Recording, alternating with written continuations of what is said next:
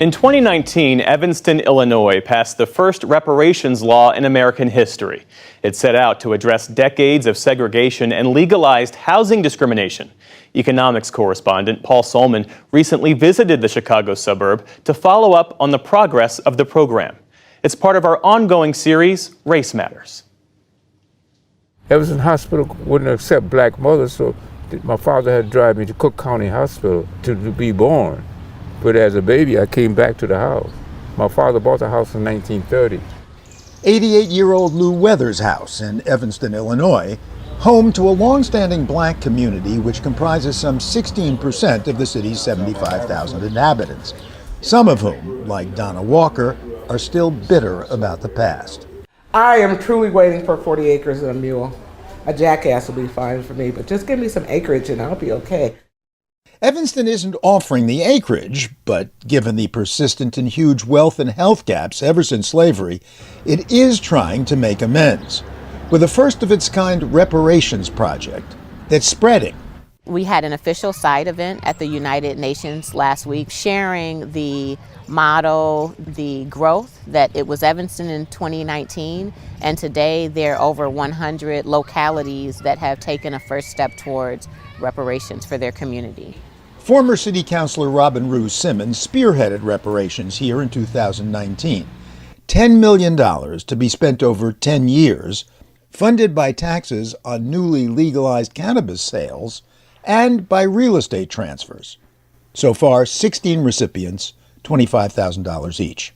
I just figured the country would not approve nothing like that. Lou Weathers wasn't just surprised. Yeah, I was shocked. Shocked. Yeah. Weathers used his $25,000 to reduce his son's mortgage here in Evanston. Well, anytime you reduce your mortgage payment is going to be lower. His bills are going to be lower. He can use the money for other things. I had said it from the beginning that we were not going to see this money at all. But hairdresser Donna Walker was wrong. Some people did see it, and I'm very happy that they did. And I'm happy that the elders are able to, pay taxes on their home, fix it up. Walker's next-door neighbor, fellow hairdresser Gigi Giles, is on the waiting list for funds that will come in future years. So you figure you will get it eventually? Eventually, if not, my grandchildren or my daughters will get it. What will you do with the money? I would fix up my home. I would do my kitchen and my 2 bathrooms. Can you do that for 25 grand? I'd make it work. Initially, reparations money only counted towards housing-related projects, mortgage payments, home improvements, or a down payment. In March, Evanston City Council added the option of direct cash payments because some had felt that a restricted grant was demeaning. Recipients should be able to do what they want with the $25,000. Most of us here can't even afford to live here. Like Donna Walker. If you give me something, you can't tell me how to spend it. Mm-hmm.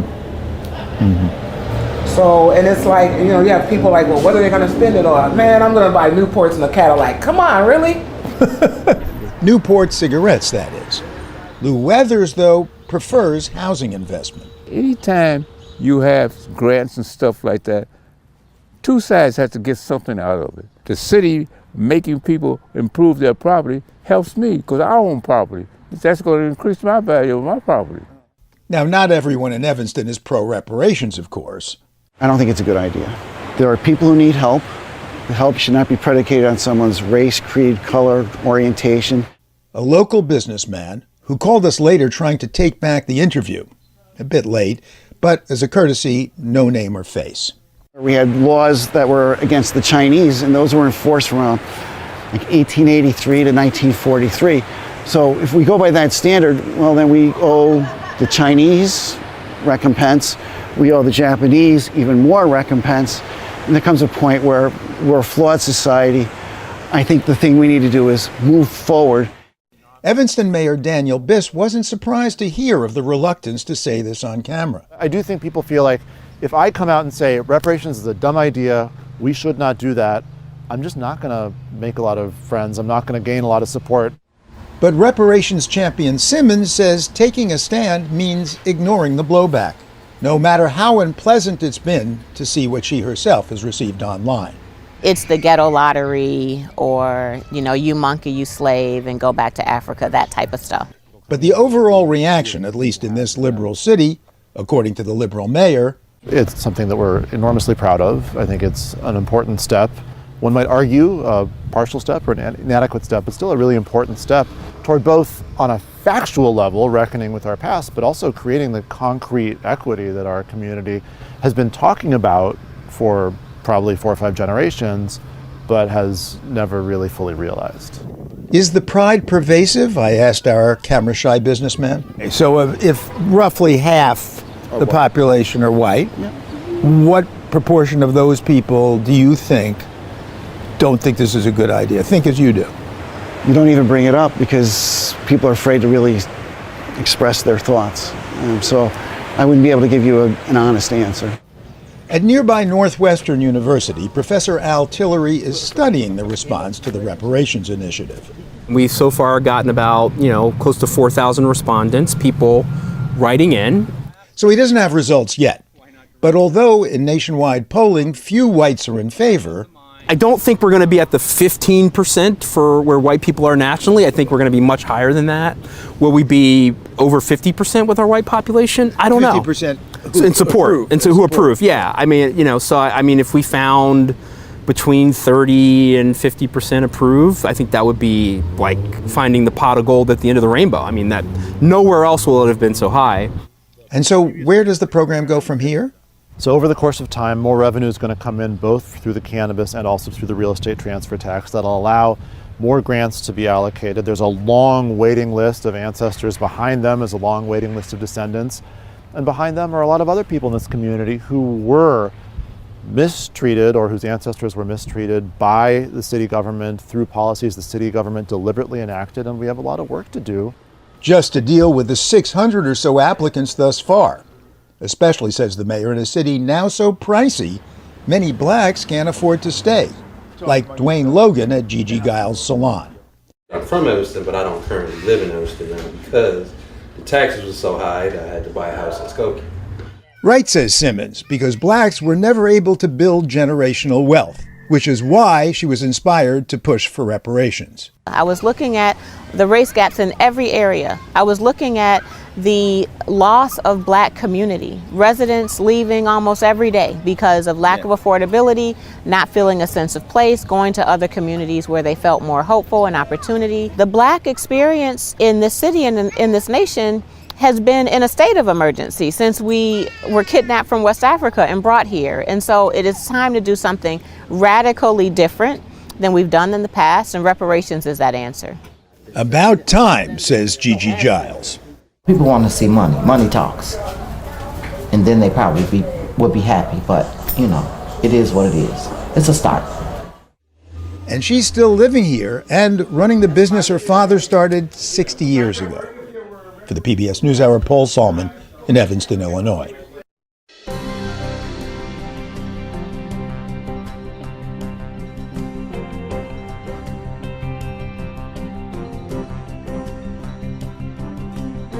Good morning. Today is Thursday. It is June 29th, y'all. The year is moving by. This month is almost over with. June, July.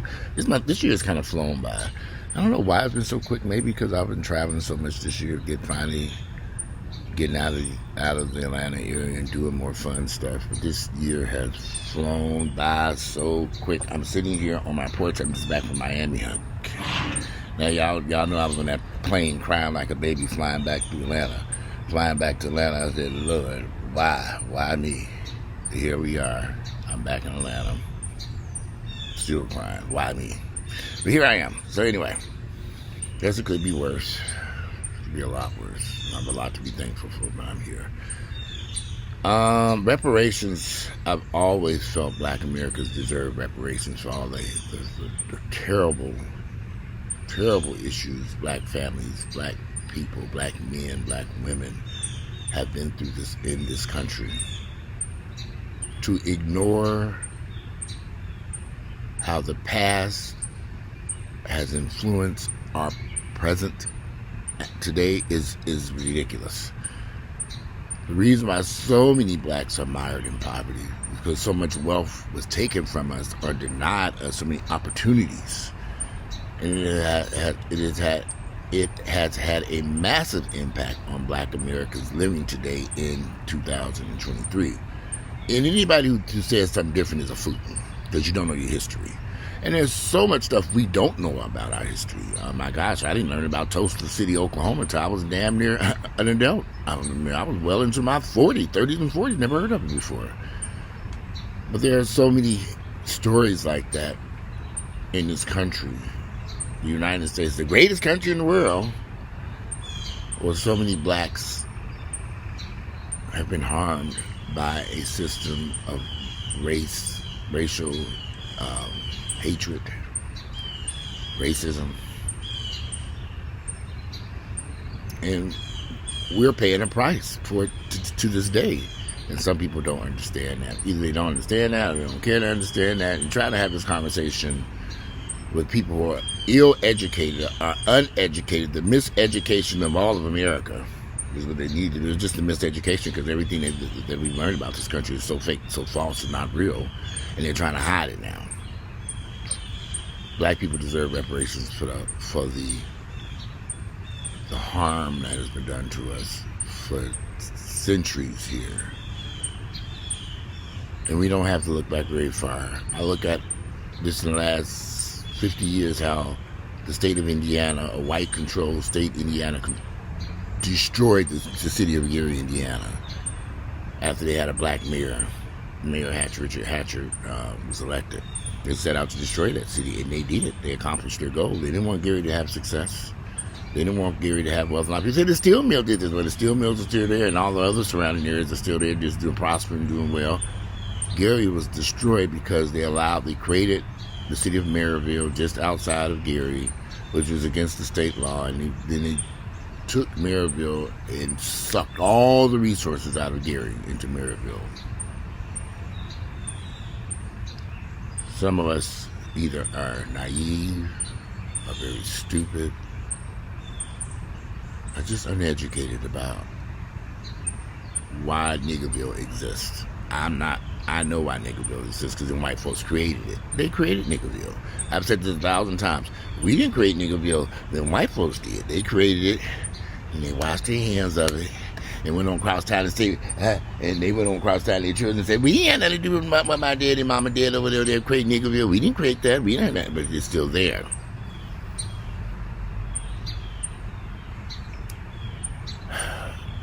The journey I've had with this home here, I haven't really discussed it. This house has made it to the table twice, 2 times, where I signed docs and the deal fell through.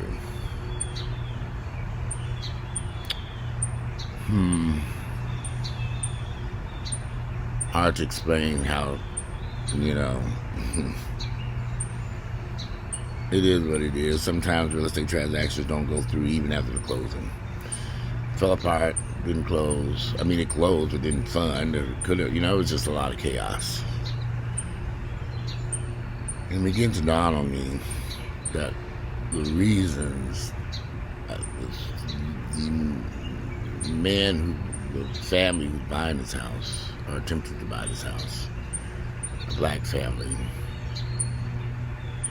there's just been a lot of issues, and I think it had a lot to do with the color of their skin that we probably would not have run into. I could be wrong.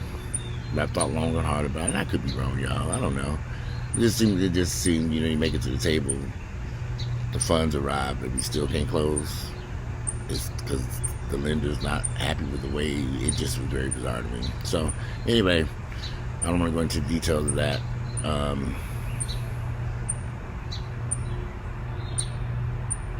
But we still live in some very troubling times. If you're a black person living in America, you in deep shit. I don't care how much money you make. I don't care how much education you have. I don't care what neighborhoods you live in. I don't care who you are. If you are black in America, your ass is in trouble. You may not be as bad off. You might not be in as much trouble as some blacks who are living in the heart of Niggerville, but and living under the poverty, living in poverty. But I'm not going to sit here in this house and pretend as if, as a black man, my life is better. No, because I'm subject to the same issues that any black person has in this country. I'm very cautious about traffic stops when I get pulled over by the police. I don't like having anything to do with the court system, and sometimes we have to deal with them, and we know how they treat us. I don't like walking into a bank at all, because I don't like them looking at my bank account. I don't like anybody at a bank looking at me, my black ass, and then looking at my bank account. And then looking at my black ass. So I don't go into banks. I try to do everything I can online, as much as I can. I don't like those people, because every time I go into the bank, I ask questions like, what? It's just ridiculous. And I know they don't ask their white customers this. I could be wrong. I keep my distance. You know, it's being limited as a black person in this country is a journey. It ain't all that great.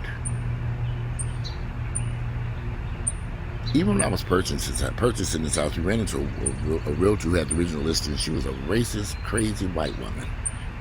And I almost didn't purchase this house because of her foolishness. I almost walked away from it. I said, I'm going to stick with this one because I know the money's in this house. But her behavior at the very beginning made me want to not deal with her motherfucking ignorant white ass. She was a racist white bitch. And I wanted to tell her that day at the closing table. When she tried to talk to me, I gave her the hand, y'all. I said, don't talk. I was like, I'm just here to sign these documents. I didn't say one word to that bitch.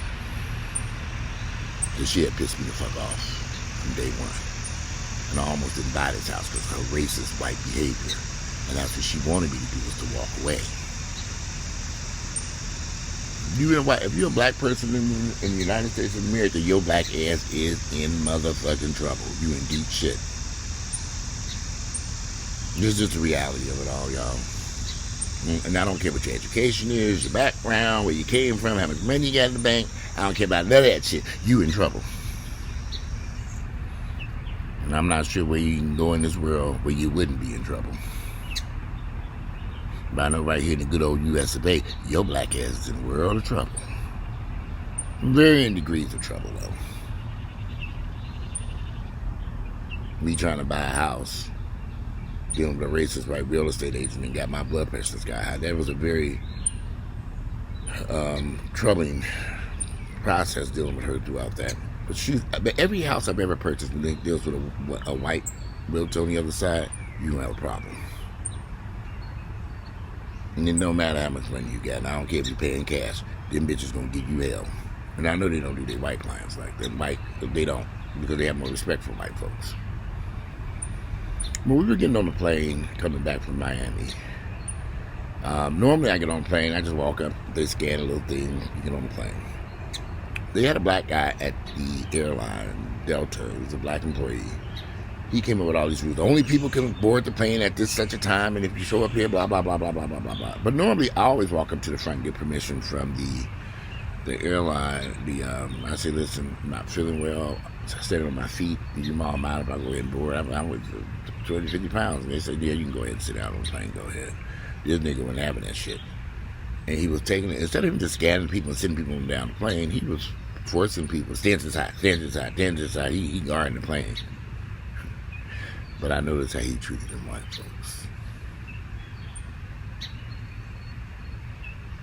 He treated them way different than he treated us black people. And I've noticed that quite a few times when I'm dealing with black folks, the way they treat white people, hey, yes, okay, go, yeah, is nigga, no nigga. Black people, our behaviors toward each other is just horrible. That's why I said, whenever I see somebody black when I was in Miami, I spoke to them. I said, hello. They were like, oh, they were startled. You talking to me? Yeah, hey, how you doing? Whether it was some on vacation, or employee, or someplace working somewhere. I always speak to black folks. We don't know what they've been going through, but I know what I've been going through as a black person in America. It ain't been all that much fun. I'm gonna tell you, it's been quite a journey. Especially for me and my family. I mean, being a black man and a gay man. I mean, I don't even know. Some people have this fantasy world that gay people, black gays do better. I'm like, what in the fuck are y'all talking about? They don't see us as being gay. They see you as being a nigga. That white bitch ever telling me this how she didn't see no black gay couple. She saw 2 niggas. Well, one nigga, my black ass, when she met me. She didn't give a fuck about our sexuality. Oh, I get gays, black and gays should be better. No, niggas. Wake up, please. By the time I hear ignorance like that, that's why, for me personally, social media I'm at to back away from a while because it tends to get my blood pressure up.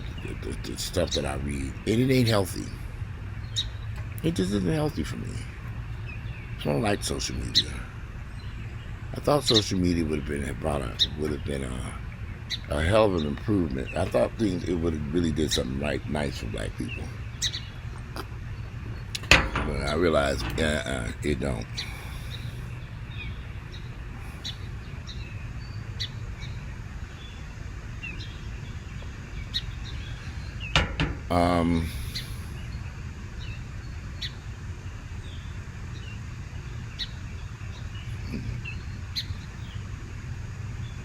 Black people are funny. The way that black guy was treating white folks. Now, I've seen this a couple of times, particularly on Delta. Oh, white folks, they just be all, the black niggas. And not all employees like that. But I noticed it more on Delta. I fly more on Delta than any airlines, too. But I've been in stores and been places where the whites were very cordial, nice to me. And it got to them black employees, and it was like, okay, their whole demeanor changes. They went, hey, talk to the white girl, see you later, Molly, I'll see you later, oh, thank you for coming here. Oh, and then they look over at you. I don't know why we treat each other like that. Well, I do know why. This is the United States of America. We have been so brainwashed into hating each other and disliking each other and disliking our skin color and disliking our hair color, our hair texture. Yeah, I don't shave my hair off on purpose. I'm balding. That's been going on since my early 20s. I just shave it off, and I sure wish I could grow a nice afro up here. Big old afro on top of my head. It'd be big as hell. We got to be duck. Have the duck places and big old.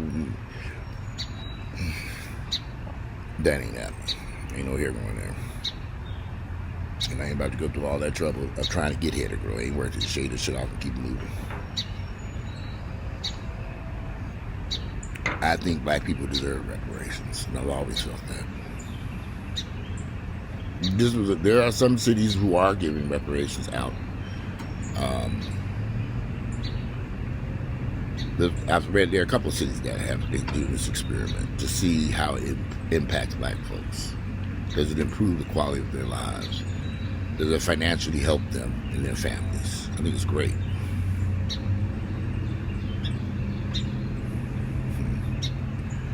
Y'all, I could tell y'all some stories from just doing real estate in this city. I had to hide my black face to sell those houses. That's why I've been really reluctant to really put this house on the market. Because, I mean, we got to run our asses out of here stage and the niggas got to vanish. Poof, you can't be around there. So white folks show up. It was beautiful. You can't know you live there. You got to go stay at the Holiday Inn into the house is so Lord, praying, hoping that you don't have to go there. They do nothing with that house. Don't even show up at the closing table. Just sign your docs from a distance, honey. I'm going to go in there. I'm going to sign my stuff early. Y'all schedule to close. Y'all I'm like, can't let the white folks meet you and tell them if there was some white folks buying the house. You can't, you know. Who else buying this expensive ass shit?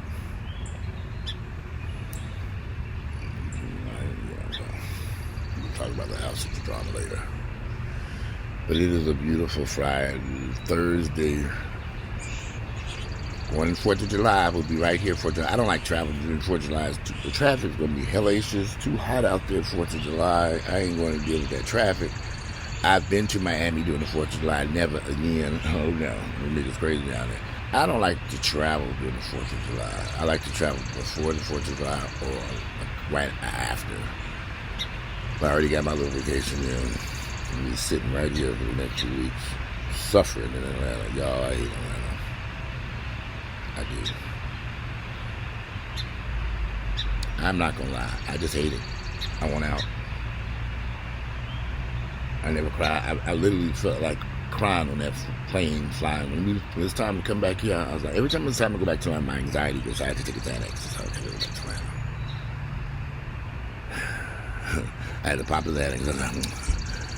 I got my plans. I said, well, flight attendant came out. I said, can you have some vodka, honey? She gave me 2 of them. Black chick. I said, she was real nice. I needed a break.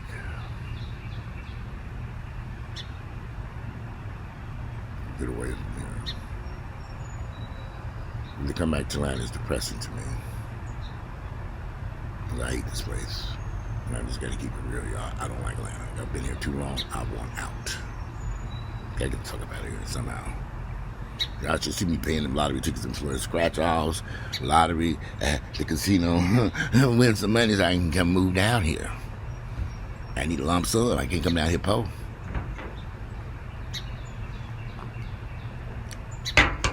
We're good moving someplace you ain't got no money in the bank. There's a large sum of money, $2 million. I can move to Miami. That ain't a lot of money in Miami either. I'd be down there pinching on that $2 million. Oh, Lord, they didn't say this man $1,500. I need something cheaper. You're going to be in the hood. Lord, I got to go live over there in Niggerville. I doubt if you find a decent 1-bedroom apartment for $1,500 in the right parts of Miami. That ain't happening. You can't even find that here in Atlanta.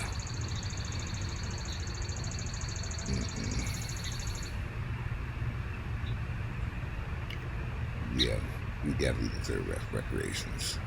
And I don't care what nobody say. And you talk to these ignorant politicians. There have been some black guys, well, I'm against reparations. Nigga, shut your fucking mouth. We didn't ask your ass and shit any damn. Go ahead and have a seat, you ignorant motherfucker. There's a lot of ignorant black folks out here, but they don't know no better. They were born and raised and miseducated right here in the United States of America. So what'd you expect? They're ignorant. Sometimes the shit that come out of niggas' mouth, I just want to say, please put someplace to sit down and shut the fuck up. You are ignorant. But they don't know they're ignorant. But they are. They are. Anyway, I'm going to give me some more coffee and continue. I got 30 text messages on this fucking phone. Lord, I gotta go back. I know y'all seem to think I got a money tree back in where I'm running. At least my mother seems to think, Malta, can you go out there and pluck me some fresh 100s off that 100 money tree, mama? Let me get everything you need. Ain't no money tree in this backyard. It's a pear tree and some peaches out there. You can come pluck some of them off there if them deer don't eat them. All of them. That's all you can eat fruit, I say, back here. I wish I could see these birds hanging out on my porch. They're not afraid of me. They right here, not too far from me. I wonder if they have a nest in this thing. I need to check, because these birds are hanging out here. Anyway, I got to get these gutters cleaned, because I see we got some debris in there again, and I need to get somebody to come run around this house and clean these gutters. I'm going to call that guy today and see if I can get him to clean these gutters, because that's going to have to be done, because we got a problem over here. We ain't got through the rain, so I see water sitting in some of these gutters.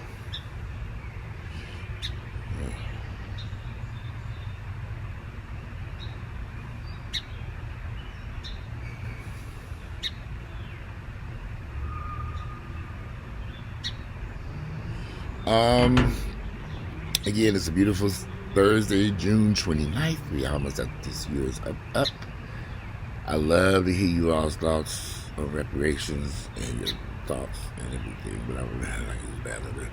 So let me conclude this video. Love to hear you all's thoughts. I'm back home from Miami. Lord, I wish I was still there, but here I am. Back in Atlanta. All right, I'm out, and enjoy the rest of this beautiful, gorgeous Thursday, June 29th, the year is 2023. I'm out.